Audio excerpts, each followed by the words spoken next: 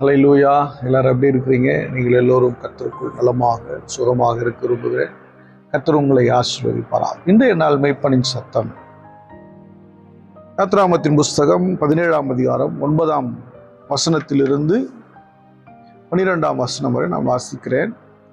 அப்பொழுது மோசே யோசுவாவை நோக்கி, நமக்காக மனிதரை தெரிந்து கொண்டு புறப்பட்டு அமலேக்கோட யுத்தம் பண்ணு. நாளைக்கு நான் மலை உச்சின் மேல் தேவனுடைய கோலை என் கையில் பிடித்து கொண்டு நிற்பேன். யோசுவா தனக்கு மோசே சொன்னபடியே செய்து அமலேக்கோட யுத்தம் பண்ணினான். மோசேயும் ஆரோனும் ஊர் என்பவனும் மலை உச்சியின் மேல் ஏறினார்கள். மோசே தன் கையை ஏறெடுத்திருக்கையில் இஸ்ரவேலர் மேற்கொண்டார்கள். அவன் தன் கையை தாழ விடுகையில் அமலேக்கு மேற்கொண்டான். மோசே கைகள் அசந்து போயிற்று. அப்பொழுது அவர்கள் ஒரு கல்லை கொண்டு வந்து அவன் கீழே வைத்தார்கள். அதன் மேல் உட்கார்ந்தான். ஆரோனும் ஊரும் ஒருவன் ஒரு பக்கத்திலும் ஒருவன் மறுபக்கத்திலும் இருந்து அவன் கைகளை தாங்கினார்கள். இவ்விதமாய் அவன் கைகள் சூரியன் அஸ்தமிக்கும் வரைக்கும் ஒரே நிலையாக இருந்தது. ஹல்லேலூயா. இந்த பகுதி நல்ல ஒரு அழகான பகுதி, ரொம்ப ஒரு ஆவிக்குரிய ஆழமுள்ள ஒரு பகுதி. பார்த்தீங்கன்னா, இந்த அமலேக்கியர்கள் இப்போ இந்த ரெவித்தீமில் ஃபஸ்ட்டு ஒரு ப்ராப்ளம் இருந்துச்சு. அந்த ஓரே பண்டையில் ஒரு ப்ராப்ளம், தண்ணி இல்லை, பிரச்சனை இருந்துச்சு. வாக்குவாதம் பண்ணாங்க, தேவனை பரீட்சை பார்த்தாங்க. இப்படி வாக்குவாதமும் தேவனை பரீட்சை பார்க்குதலும் வரும்போது அங்கே அமலேக்கு வருகிறான். நான் ஏற்கனவே சொன்னேன், அமலேக்கியர் என்றால் மாம்சமானவன் என்ற அர்த்தம்.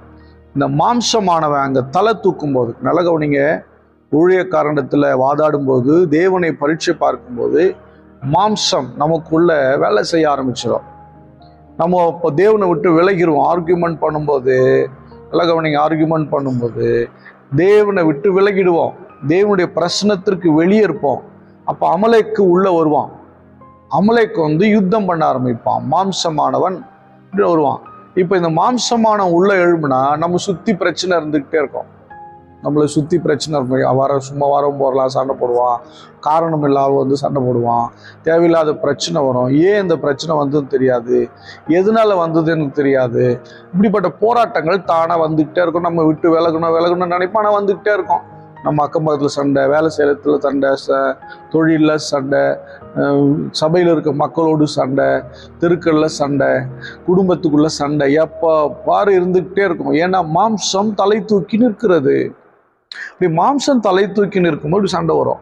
அப்போ இதுக்கு என்ன செய்யணும்னா, வழி என்னன்னா, தேவனுடைய மனுஷனாகிய மோசே இங்கே இந்த மக்களுடைய மாம்சத்தின் செயலால் அமலேக்கு வரா யுத்தம் பண்ணுறதுக்கு. அப்படின்னா இந்த மக்களுடைய அழிவை மக்களுடைய வாழ்க்கையில் அழிவை கொடுக்க விரும்புகிறார். அப்படின்னா நம்ம வாழ்க்கையில் மாம்சீகமான காரியங்கள் எழும்பும் போது நம்முடைய தொழில் அழிய ஆரம்பிக்கும். நம்முடைய வேலை ஸ்தலத்தில் பிரச்சனை, பண நஷ்டங்கள், பிரச்சனைகள், சமாதானக்கேடுகள்லாம் வரும். அப்போ இழப்புகள் வரும். இது எப்படி வருமோ அதே போல் ப்ராக்டிக்கலாகவும் வர ஆரம்பிச்சிடும். நம்ம சாதாரண வாழ்க்கையில் வர ஆரம்பிச்சிடும். இப்போது அங்கே ஒரு காரியம் ஆண்டவர் சொல்கிறாரு, மோசே நீ மலை உச்சியில் போயிட்டு என்னுடைய கோலை பிடித்து கொண்டு இல்லை. அப்போ மோசே மலை உச்சியில் போகிறாரு. கோலை எடுத்து என்ன பண்ணுறாரு, கோலை ஓரேபில் பிடிச்சி நிற்கிறார். மேலே ஏறி போய் உச்சியில் போய் நிற்கிறார். கூட ஆரோன் போகிறாரு. அப்புறம் ஊருங்கிற சில பேர்லாம் கூட போகிறாங்க. இவர் கையை தூக்கி நல்லா உயர்த்தி பிடிக்கிறார். உயர்த்தி தூக்கி பிடிக்கும்போது யுத்தம் பண்ணுறதுக்கு யார் அனுப்புனார்? யோசுவா. யோசுவா என்றால் ரட்சகன். யோசுவா என்றால் யேசுவா, இதெல்லாம் ரட்சகன் என்ற அர்த்தம். இப்போ இந்த ரட்சகனை அனுப்புறாரு. இவர் போயிட்டு யுத்தம் பண்ணிக்கிட்டே இருக்கிறார். யுத்தம் பண்ண ஜெயம், சரியான வெற்றி. நல்ல கோலை உயர்த்தி பிடிக்கிறனால இந்த மோசே ரொம்ப நேரம் கோலை கையில் உயர்த்தி பிடிக்கும். அப்படியே இறங்க ரட்சகர் அதாவது யோசுவா தோல்வி அடைஞ்சிக்கிட்டே வரான். அப்போ இப்படி நடந்துக்கிட்டே பார்த்துட்டே இருக்கும்போது மேலே மலை உச்சிலேருந்து யுத்தத்தை பார்த்துக்கிட்டே இருக்காங்க. ஒரு காரியம் செஞ்சாங்க. ஒன்று, உடன் ஊழியனாக இருக்கக்கூடிய ஆரோன் ஒரு பக்கம் உட்காந்துக்கிட்டார். ஒரு கல்லை போட்டு பக்கத்தில் உட்காந்துக்கிட்டார். இன்னொரு பக்கம் அவர் ஒரு விசுவாசி. அவர் ஒரு ஊர் என்கிற ஒரு மனுஷன். ரெண்டு பேரும் மோசேயோடு இணைந்து கொண்டார்கள். ஒரு பக்கம் வலதுபுறம் ஆரோன் பிடிச்சிக்கிட்டாரு, இடதுபுறம் ஊர் என்கிற விசுவாசி பிடிச்சிக்கிட்டாரு, நடுவில் தேவனுடைய மனுஷன் பிடிச்சிக்கிட்டார். தூக்கி பிடிக்கிறாங்க. அப்படியே தூக்கி பிடிக்கும்போது அங்கே பார்த்தீங்கன்னா யோசுவா யுத்தம் பண்ணிக்கிட்டே இருக்கிறாரு. பயங்கரமான வெற்றி.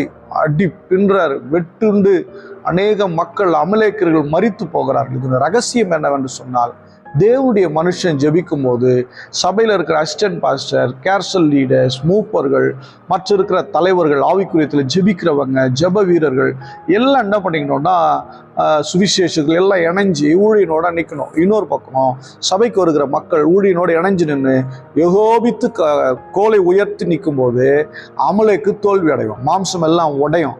சத்துரு கொண்டு ஒரு தோல்வியில் அவருடைய ரட்சகர் இந்த யெசுவாவை போல ஆண்டவராக இயேசு கிறிஸ்து ஜெபிக்க ஜெபிக்க யெகோபித்து ஜெபிக்க ஜெபிக்க எல்லா சத்துரு அதிகாரம் உடைஞ்சு போக ஆரம்பிச்சிடும். நம்ம தோல்வியை பார்க்க மாட்டோம். அல்லேலூயா. தோல்வி இருக்கவே இருக்காது. தேவன் வெற்றியை கொடுப்பார். அங்கே எங்க மாம்சம் அழியுதோ அங்கே வெற்றி கொடுக்கிற ராஜாதி ராஜா இருப்பார். நம்ம எல்லாரும் ஸ்தோத்திரம் பண்ணுவோமா? ஸ்தோத்திரம் ஆண்டவரே, வெற்றி தருகிறவரே, ஸ்தோத்திரம் ஸ்தோத்திரம் ஸ்தோத்திரம். ஆண்டவரே, எத்தனை பெரிய யுத்தம் ஆனாலும் மிக எளிதாக வெற்றியை கொடுக்கிறீரே. ஆண்டவரே, மக்கள் எல்லோரும் ஒருமனப்படும் போது, எல்லோரும் ஊழியர்களும் மக்களும் எல்லாரும் இணைந்து, உடன் ஊழியர்களும் இணைந்து தேவனை நோக்கி கரங்களை உயர்த்தும் போது நீர் வெற்றியை கொடுக்கிறீர். ஆண்டவரே, அப்படியாக ஸ்தோத்திரம் ஸ்தோத்திரம். அன்பின் பிதாவே, உம்மை ஸ்தோத்திரிக்கிறோம். பார்க்கிற ஒவ்வொருவரையும் ஆசீர்வதிங்க. ஒவ்வொரு மக்களும் ஒவ்வொரு ஊழியரும் இணைந்து தேவனுடைய சமூகத்திற்கு நேராக ஜெபதூபங்களை ஏறெடுக்க கர்த்தர் கிருபை செய்யுங்க. வெற்றியை பெற்றுக்கொள்ள உதவி செய்யுங்க. இயேசு கிறிஸ்துவின் நாமத்தினால் ஜெபிக்கிறேன் ஜீவனுள்ள நல்ல பிதாவே. ஆமென். God bless you. Bye bye.